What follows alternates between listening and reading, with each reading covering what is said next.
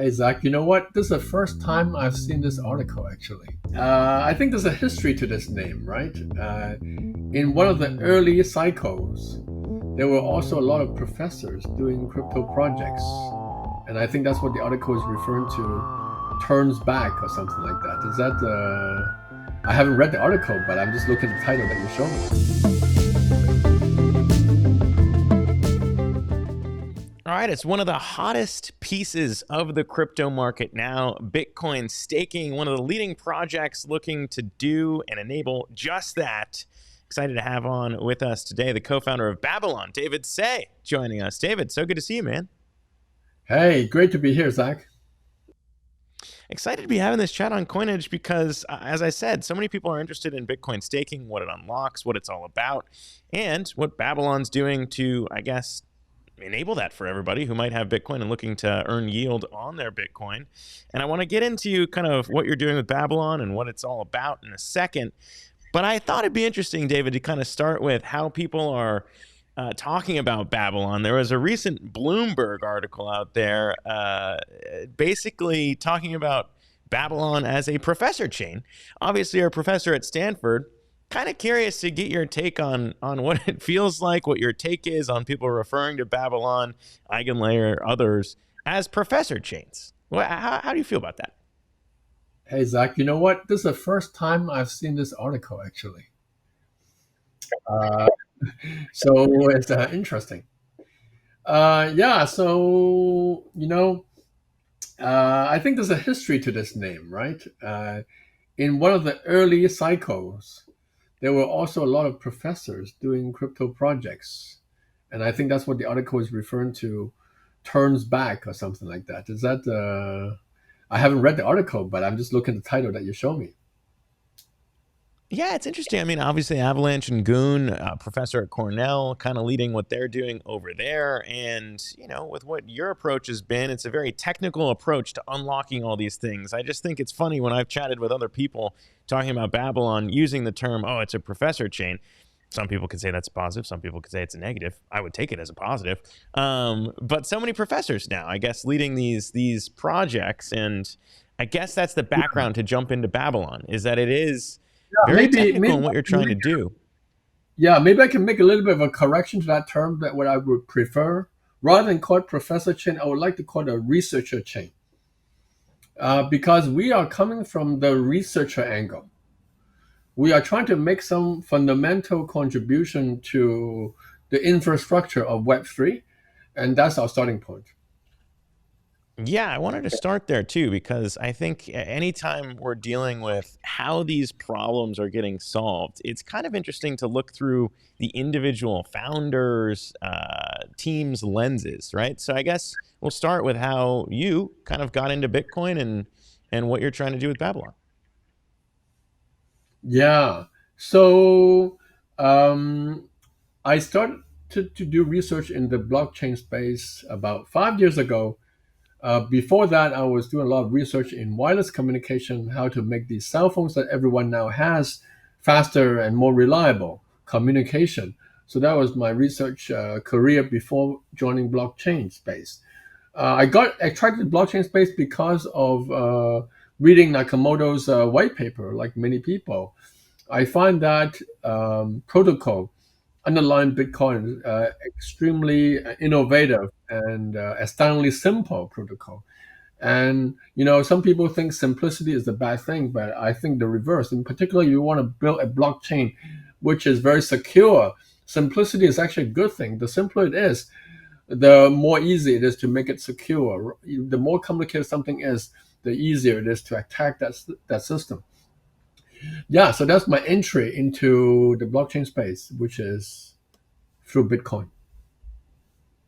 Yeah, and I think, obviously there are a few different projects, right, that have been, I guess, compared to what you're trying to do at Babylon, which is good Mhm. to understand Babylon if you're familiar with those projects. A lot of people link what you're doing now in the Bitcoin space with what Eigenlayer has done in the Ethereum space. But if you don't know all about Eigenlayer and the idea of, restaking with Ethereum, I guess, how do you explain what Babylon's trying to do to people who are new to it? Yeah, so for people new to it, I would say the following. There are two main cryptocurrency in the Web3 space: Bitcoin and Ethereum. There's one very big differences between the two. Ethereum and Bitcoin, they both used to be proof of work chains. Ethereum, though, has migrated to proof of stake. And Bitcoin remains proof of work. And that to me is one of the biggest defining difference between the two chains.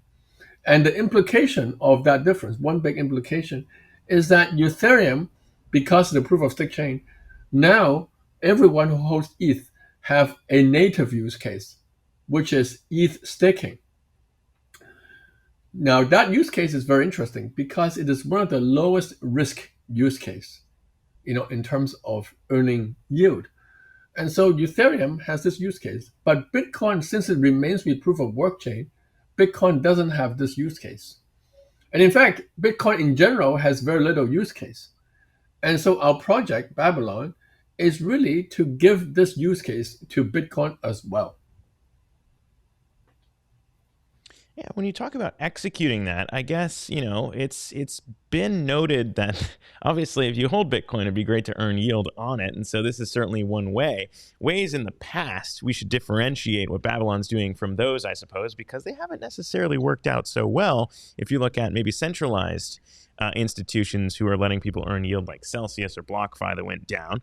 Obviously, Babylon not setting out to be centralized, but also, I guess, perhaps leveraging a new way to think about Bitcoin, which in chapter one, if you want to call it that, was all about Bitcoin as digital gold. But now I guess, would it be fair to say Babylon is taking the position that Bitcoin is more than just digital gold? And if that's the case, how would Professor say, I guess, fill in the blank of Bitcoin is blank? Yeah, so Bitcoin is digital gold, but Bitcoin can be more than digital gold. Why? Because Bitcoin is digital. Gold is not digital, but Bitcoin is digital gold. So I would like to emphasize the word digital because if something is digital, then you expect it to do more things than just being a store of value. Because as we know, whenever things becomes digital, then there's a lot of flexibility, a lot of ways of using something. But Bitcoin has always been hampered by two things. One is the very small block space of Bitcoin. Number two is the very limited expressiveness of the language on top of Bitcoin. So those are the two limitations. And essentially, our project, Bitcoin Staking, is in the direction of trying to solve both of these problems for Bitcoin so that Bitcoin can be more powerful than just being gold. And as I mentioned, obviously, I guess unlocking the value of it beyond just Bitcoin being digital gold. There's a lot of people right now, I suppose, competing with Babylon or at least trying to do similar things to what Babylon's doing because, as I said, things with Celsius BlockFi didn't work out so well. What do you make of, I guess, the way that Babylon is attacking the challenge of unlocking yield for Bitcoin holders in a way that might be different than, I guess, some of the other projects we're watching trying to attempt to do the same thing? So I think to understand that, I think the best way is to is to continue with the analogy with ETH staking. Okay, so ETH staking is what you could think of as kind of like a risk-free way of earning yield. If you compare that to traditional finance, like buying treasury, U.S. Treasury. So we are essentially giving this uh, risk-free or low-risk option to Bitcoin holders, the Babylon protocol. So I think, given that it's risk-free or low risk, it's very important that our protocol is trustless. You mentioned earlier projects like Celsius. These are not trustless protocols. These are all centralized custodial-based protocol. You, as a Bitcoin holder, you have to give this Bitcoin to someone else, and that someone else can do things with that Bitcoin. So first of all, you have to trust that someone else, and if that trust is misplaced, then you lose your Bitcoin. So that's what happens in the case of earlier projects that you mentioned. In the case of Babylon, we are not taking Bitcoin custody from anybody. What we're building is a trustless protocol, just like ETH staking. You're not giving your Ethereum to Vitalik to ask him to stake for you. No, you are trusting the smart contract Hmm. of the protocol, right? So that's exactly what we're doing with Babylon and Bitcoin staking. Yeah, and I guess, obviously, again, as we differentiate how one project is tackling this from other, there have been a lot of projects that have popped up to at least help people unlock yield on their Bitcoin. Thorchain is perhaps one that we've covered a few times on Coinage. But you guys do seem to be making some interesting alliances. I know you've kind of partnered with the Cosmos ecosystem and really plugging into that. We did have Sunny from Cosmos on the show not too long ago talking about what he enjoys about, I guess, this new energy that's around Bitcoin right now to unlock it. I just want to play a little bit of the clip that we heard from him and get your reaction on the other side. Take a listen. There is a lot of interesting stuff you can do with crypto beyond just this like payments focus that Bitcoin had. Like this like whole idea of DeFi was like got really exciting. And so yeah, that was I think that. But then I'll admit I've always had still a soft spot in my heart for Bitcoin. I like this is part of why I one of the reasons I started working on Cosmos was this vision of app chains and stuff was like an idea that originally came from the Bitcoin core devs, right? Like Blockstream was the one who wrote the white paper called Sidechains and came up with this idea of, hey, we're going to build all, their take was, hey, we don't need to make the Bitcoin blockchain like all added all these new features. We're just going to build all these new features on other blockchains and Bitcoin is going to flow onto that. And so I guess, if we think about your alliance with Cosmos, it does seem like that is a huge differentiating factor between Babylon and some other projects that are trying to unlock Bitcoin staking. Would that be fair to say? Yes, I would say there's a one distinction, but I think uh, going a little bit along with what Sunny mentioned, which is this app chain thesis, right? So Bitcoin is the first app chain. The application is payment. Instead of trying to put many, many different applications on Bitcoin, Sunny and his friends at Cosmos decided to go and build this Cosmos ecosystem where each of the individual application can build their own chain, can build their own chain. So this is a continuous app chain thesis. But what is missing in that story is where do these chains get the security from? Bitcoin has all this proof of work miners uh, mining every day, 24 hours a day, 24/7. But what about these other chains? And in some sense, Bitcoin staking, the protocol that we're building, sort of fills in this missing gap, which is, hey, you can actually use Bitcoin to provide security to all these chains. And so I think in my mind, the Bitcoin staking or this more general idea of taking Bitcoin security to share with these proof of stake chains is kind of completing the story of the Cosmos app chain thesis. But our technology is by no means confined to just the Cosmos. But this whole idea of building L2, which enjoy the security of Bitcoin, but yet can build their own application. Um, can anybody who builds these things can use Bitcoin staking? In fact, many projects we're talking to right now are these new and emerging Bitcoin L2. Yeah, and I guess, aside from the technical challenges that you and your team at Babylon have been able to tackle and have had to take on, there's also, I guess, this like overhang from people who might be hesitant to do anything with their Bitcoin because of what happened with Celsius and what happened with BlockFi. And I wonder what that's like for you. I think it's CoinShares that has the report that basically says a lot of Bitcoin holders are in that hodl camp where they're like, look, I'm just going to not do anything with this. So, how big of a challenge is it for you to kind of right those misconceptions and, I guess, overcome the human psychology of, I don't want to take on the risk? Yeah, so that's a really good point. And I view our job at the Babylon project is really to educate as broad an audience as possible about the importance of a trustless self-custodial solution versus a custodial solution. The distinction between the two is tremendous. And in some sense, a trustless solution is really at the heart of what Web3 is all about, is that we don't want to trust any a centralized authority. We want to trust only ourselves in doing the right thing. So I think that is sort of a very big job ahead of us. And indeed, it's a very big job. But I think one observation we made is that, there's 1.3 trillion of Bitcoin out there. We don't have to go and educate every single one of these Bitcoin holders all at once. We will be doing it on a gradual basis. We'll first educate those people who are already, for example, a bit more familiar with, say, Ethereum staking. So they understand what a trustless Ethereum staking protocol means and apply that to Bitcoin. And so, as we continuously educate people, as we continuously get feedback from the community, we will grow this education, this awareness to more and more Bitcoin holders. That's the goal. Yeah, and I guess in terms of the goal, obviously, again, none of this stuff is built in one day. Rome wasn't built in one day. I suspect Babylon won't be either.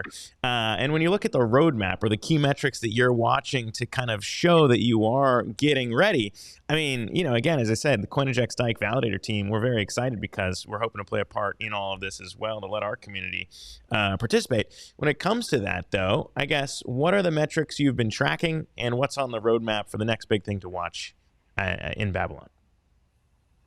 Yeah, so there are two metrics that we've been so far tracking. So I'll talk a bit about that first, and then I'll talk about what is emerging in the next few months. So two metrics that we're tracking. One is we launched our testnet back in February, and this is the Bitcoin staking testnet. This is the first Bitcoin staking testnet in the world history, and 100,000 people stake in the first 2 days. So I think that is a good sign of the excitement of the community about the protocol. So we use the testnet to give people opportunity to try out what trustless staking really means. What does it mean by sending a staking transaction to the Bitcoin chain? What does it mean by really directly interacting with the Bitcoin chain, as opposed to sending it to some address of some centralized custodian? There's no address. There's no Babylon address to send to. I think that is sort of the experience that we want to give to the early stakers of this new protocol. That's number one. Number two is we're also tracking our Twitter followers as one measure, of not the only measure by any means, one measure of the amount of interest in our protocol. So the numbers have almost tenfold increase in the past 6 months. I think almost tenfold increase. So I think there's a significant interest in the protocol, following our protocol, keeping track of the development protocol. So that's the past. So about going forward, so we'll be launching our mainnet soon. In June, we'll be launching our mainnet, and in this mainnet, we will allow real Bitcoin holders, real Bitcoin, to stake on our protocol. And I think here the first phase of our mainnet will be mainly testing two things. One is we want to ensure people that this is a secure protocol. So we'll start with a low staking cap, and then we'll gradually increase the staking cap to allow more and more people to participate. So yeah, so this will be a good measure of the level of interest in the protocol. Yeah, and I guess when we size this opportunity, perhaps it's not surprising to see so many people now excited to be building on Bitcoin or around Bitcoin because it continues to grow with the Bitcoin ETFs this year. The market size has been so huge. You've already seen kind of how EigenLayer has been able to attract a massive valuation by tackling the Ethereum size of about $400 billion. Bitcoin's like 1.5 trillion over there. So the opportunity is much larger. So I guess I'm curious, when you look at the opportunity here, how you kind of frame it, because as the size of Bitcoin's community continues to grow, there's going to be a lot of people holding it, trying to figure out what to do with it. I mean, how do you look at this next chapter? Yeah, I think the opportunity is more than just 3 times the size of Ethereum.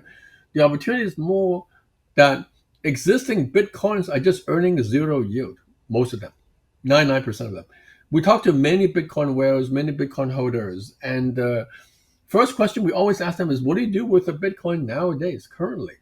And inevitably, the answer is nothing. We're just keeping the Bitcoin in the wallet, hoping that the price of Bitcoin will go up. So I think the fact that the lack of competition for other ways of earning yield bodes well, I think, for a protocol like us. And very importantly, protocol is a trustless protocol, so that people can at ease stake their Bitcoin. So that's sort of one, I think, perspective I want to add to, just in addition to the size of the Bitcoin asset. Yeah, I guess I hit on Celsius, I hit on BlockFi, I hit on retail institutions, though we haven't touched, and I think that's kind of an interesting question to ask you in terms of who you think the main customer looking to rush in. You mentioned 100,000 and not so much time. Where the opportunities could be. I mean, do you see a world in which BlackRock, the Fidelities, like start to interact using all the Bitcoin they have to maybe touch what Babylon's growing? Yes. Yes. So we have begun some conversation with some of these institutions that you mentioned. Um, but to be, I think, to be clear eyed, right? Um, to build a product whereby a Bitcoin, they can earn yield, these institutions can earn yield on the Bitcoin for their customers. It's a long road ahead. It's a long road ahead. We have to, I think, pass through a bunch of milestones of earning the trust of the community of our protocol. That is, our protocol is really, self-custodial, really trustless, really secure. I think that's a long road ahead. But we're here for the long run. We're not here for a few months. So there's a lot of work ahead of us, and the work starts today. But I cannot promise you the work will be finished in a few months. Yeah, I think what's really cool about being able to host these conversations with founders like yourself, builders like yourself, professors like yourself, is getting into, I guess, clearing up the misconceptions that exist out there. We've already talked about the idea of the battling pains of the past, shall we say, and correcting the difference between trustless and centralized yield generation. But are there other things that you've seen maybe covered around Babylon that you would want to correct the record on? Yeah, there are, crypto is a very noisy space. So there are many potential misconceptions. I think one thing I would like to mention, which you alluded to a few times, is the Eigenlayer project. Is the Eigenlayer project. Many people say, "Oh, Babylon is the Eigenlayer of um, Bitcoin, right? Eigenlayer for Bitcoin." I think that's one of the names people give us, in addition to the Professor coin that you mentioned. Um, I would like to sort of give some color to that analogy, if you don't mind. So, Shuram, the co-founder of Babylon, is a longtime friend. I've known him for 15 years, way before actually we started doing research in crypto. In fact, we joined the crypto space together. Each one of us wrote the first research paper on Bitcoin, actually on Bitcoin, together 5 years ago. So I've known him for a long time. In fact, we have been talking about these security sharing solutions for a long, long time. And so I think however, I would like to highlight sort of one difference between Babylon and Eigenlayer. So Eigenlayer is built on top of ETH staking, right? If Ethereum has not uh, done the merge, turning from a proof of work to proof of stake protocol, then Eigenlayer cannot exist, because Eigenlayer is a restaking protocol built on top of Ethereum staking.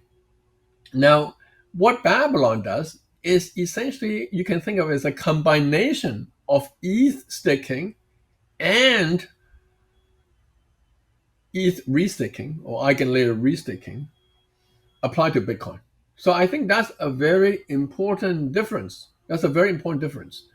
That is, Babylon first gives a very basic primitive to Bitcoin, which is staking, so that we can build restaking on top of that. So whenever people tell me that Babylon is Bitcoin restaking, I will immediately correct them and call it Bitcoin staking. Now you may think, hey, this is a professor, you know, worrying about very specific terminology here, very technical distinction. But actually, from a ecosystem building or from a new project development point of view, is a very important difference. For example, once you understand that Babylon is Bitcoin staking as opposed to Bitcoin restaking, then you can imagine the very first product you can build on Babylon is actually Lido, because Lido was built on e-staking. Lido existed before Eigenlayer existed. So where's Lido? So a lot of people are trying to build the Lido for Babylon. Yeah, I think that's worth definitely clearing up, and I don't think that's just a tedious professor take it on. I think that's very core to kind of something that people would want to know. So thank you for clearing that up. I also think in terms of how all this stuff is communicated to the general public, I think you're right. It's nuanced. So how do you kind of step back and I guess explain some of what could be unlocked, even with Eigenlater, by the way? It's kind of in the weeds to think about, all right, how are you leveraging the security of Ethereum and staking to unlock all these other things you can attest to? I mean, how do you see what Babylon's building evolving over the years to come? Yeah. So, Babylon started actually 2.5 years ago, way before this recent excitement about building on Bitcoin. And our thesis has always been capitalizing on the security of the Bitcoin chain to benefit the rest of the Web3 ecosystem. So that is a high level vision that we have been working towards. And so we've been building a sequence of protocols. So this protocol, Bitcoin staking, is only one out of several protocols that we've built in the past. And we will continue building new protocols to leverage off Bitcoin security. So some topics that we are very interested on is, for example, data availability, how to build a innovative data availability layer for Bitcoin. So that's one thing. Another is bridging assets. How do you build good bridge that leverage off the Bitcoin security in order to bridge assets to other places? So these are all sort of on our roadmap to try to either contribute to the whole community understanding or work on it mainly as an internal project. I know you got to jump, so we've only got time for one more question here, but I'm looking at followers for both Babylon and for you. And since it's a metric that you mentioned, I want to help boost the follows here for Professor Tse. So we'll let you go with one question around maybe one thing people don't know about you personally.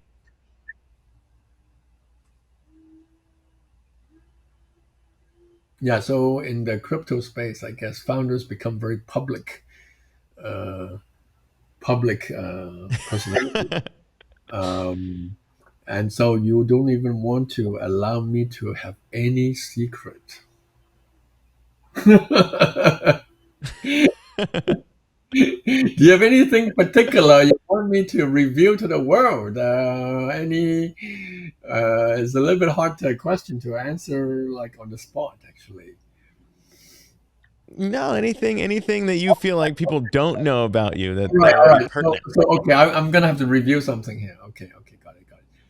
All right. So my team members have said that, hey, you were a professor before, but now you're working on crypto, a crypto project.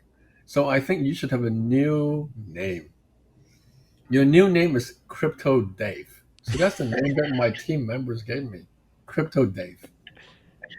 All right. I've done my review today. I like it. I think it's a good name. We'll see how it sticks. We'll see how it sticks as we move forward, as Babylon grows. But I appreciate you coming on to chat about it, and you got to keep us in touch, keep us informed. David Tse there, the co-founder of Babylon. Thank you so much for hopping on Coinage, man. Hey, great being here, Zach.